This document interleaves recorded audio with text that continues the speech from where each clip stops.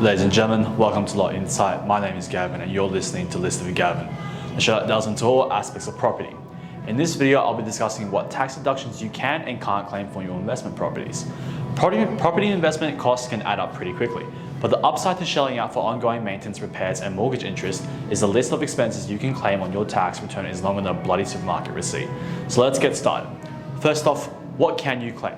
You can claim a wide range of items, so let's go through them. Number one, the cost of advertising and marketing for new tenants. Your property manager will charge you for marketing your property or for advertising it for lease. If you or your agent market your property using online, print media, brochures and signs, you can claim these advertising expenses against your income in the same year that you paid for them. Number two, loan interest and bank fees. If you have a principal and an interest loan against your investment property, while you can't deduct the principal repayments, you can claim a tax deduction for any interest occurred on your regular payments as an investment expense, making interest-only loans a popular option among investors since they allow them to deduct their full repayments for a period before the loan reverts to both principal and interest repayments. Number three, body corporate fees and charges. If your property is on a strata tile, you can claim the cost of body corporate fees. These often include common area maintenance and garden expenses as well as building public liability and insurance. Number four, building contents, landlords and public liability insurance. If you have insurance on your investment property, building insurance, contents insurance or whatnot, you can claim the cost in your tax return. Landlord insurance typically covers tenant-related risks such as damages to the contents and building or loss of rental income. Number five, negative gearing, a tax strategy that Australians have been using for many years, if not decades, to make the prospect of owning investment properties more manageable and more profitable.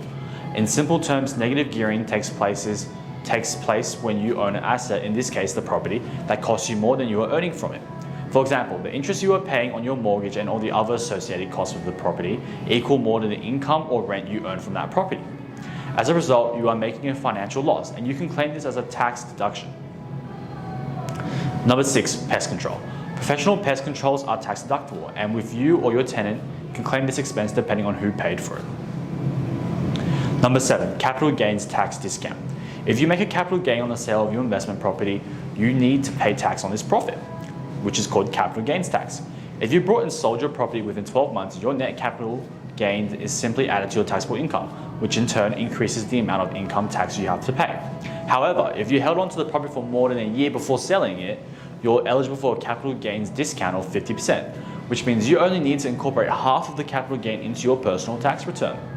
Now that we've gone through the majority of what you can claim, let's go through the things you cannot claim. Number one, stamp duty. Stamp duty is charged by your state or territory government when you purchase the property. This is a capital expense and cannot be claimed. Number two, legal expenses, including solicitors, conveyancer fees, or for the purchase of the property. Again, this is a capital expense and cannot be claimed. Number three, renovation expenses. Repairs are allowable deductions while renovations are a capital expense, so cannot be claimed. Think of it this way, repairing one broken kitchen cabinet is tax deductible, replacing all the kitchen cabinets with new ones is not.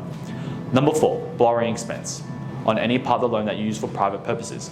For instances, if you refinance your investment property loan and use 20k of your equity to renovate your own personal kitchen, that interest on that loan is not tax deductible. This can be really tricky to manage and track, so it's a good idea to keep your private and investment related loans separate, wherever possible. So key takeaway from today is, it's a good idea to book in with an accountant to help you prepare your tax return, so you can take advantage of every possible tax deduction. You should try everything possible to limit your tax liability. There's no need to pay more tax than you need to.